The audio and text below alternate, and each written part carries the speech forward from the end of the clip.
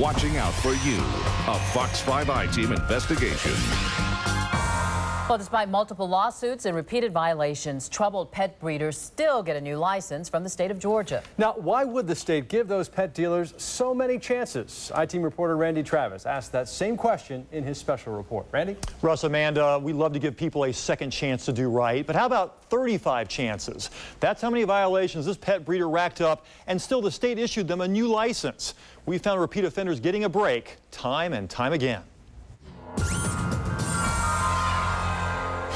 Oh, I was in love just from his photo. And that, Rita Edwards freely admits, was her first mistake when she decided to become a dog owner. Her second mistake, she says, expecting the state of Georgia to close down a breeder with a troubled history. It didn't help any of those people. Why was it going to help me? Ms. Edwards paid $450 for a 7-week-old miniature Dachshund she named Scrabble. The breeder she found online, Keystone Kennels in Cherokee County, told her Scrabble had been to the vet just the day before and received a clean bill of health. I was home by 6:30 in the evening, and by 6 in the morning I was at the emergency clinic with him. Turns out Scrabble had a lot of triple word score diseases: coccidia, anemia, urinary tract infection. It took more than $1,000 in vet care over 10 days to save his life. But when she notified Keystone Kennels' co-owner, her answer to me was, I don't know what you did with that puppy when you left here. He was fine. But nobody in 12 hours could make a puppy that sick. You can't do it. She's assuming we knew the dog was sick. We didn't know the dog was sick. It would be, we would lose our license instantly for selling a sick dog. but you sold sick dogs. Not on purpose. Since 2003, customers have successfully sued kennel owners Ian and Patty McCarty at least 13 times, claiming they wouldn't issue refunds for sick or dead puppies, or failed to come through with the promised American Kennel Club registration. My wife and I have been doing this 22 years now. It happens. If you look at the number of sick complaints out there, that's less than 10.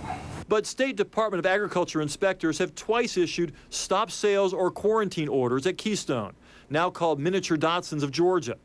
2 summers ago, they found 4 dead dogs, which the McCartys say happened as they prepared to move from their old address. And earlier this year, the state of Georgia caught the McCartys repeatedly selling puppies after their breeder license had expired, including setting up shop here in front of Walmart. So what did the state do about it? Reached a consent agreement, fining the McCartys, but still issuing them a probationary license, allowing them to stay in business at least through the end of July.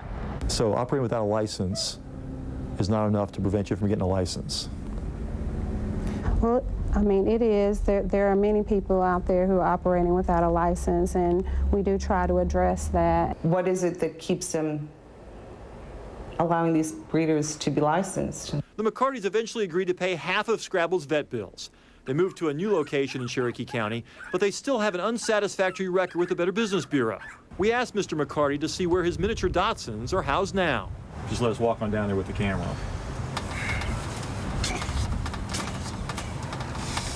I mean, you don't have anything to hide down there, do you? No, I don't. It's really down there. I can let you. His eventual answer, no. If you guys had said, "Hey, we're coming out," I would have straightened up. Wouldn't be a surprise then it wouldn't be a inspection, surprise inspection. You're right. It would not be. But of course, no breeder can say no to a surprise inspection from the state of Georgia. But the I-Team found, even with page after page of state violations, some problem breeders still get a license every year. Oh my God, how long has this dog been up here?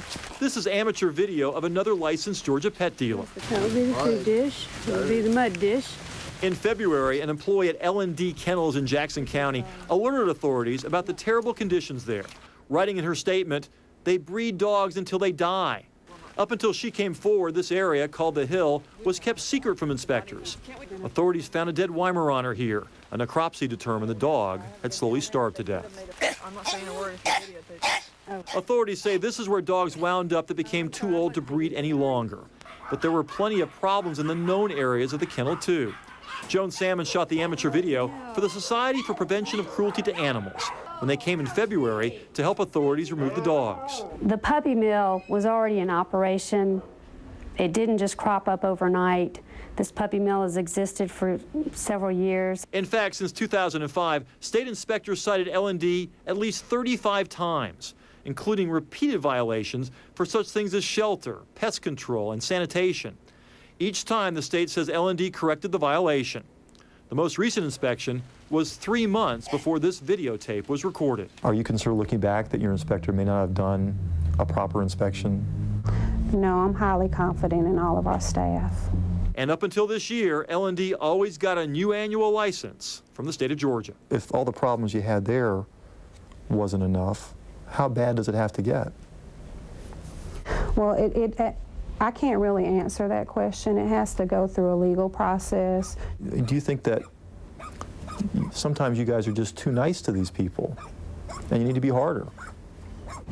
I wouldn't say that our staff is too nice, but we do think it's important to educate people. And they're the Animal Protection Division. They need to be protecting the animals. A lot more about this on my blog, including more tips on how to avoid dealing with a puppy mill. Check it out by going to our website, myfoxatlanta.com. And one of the big items on the list is make sure you can go down there and see where those dogs are being housed.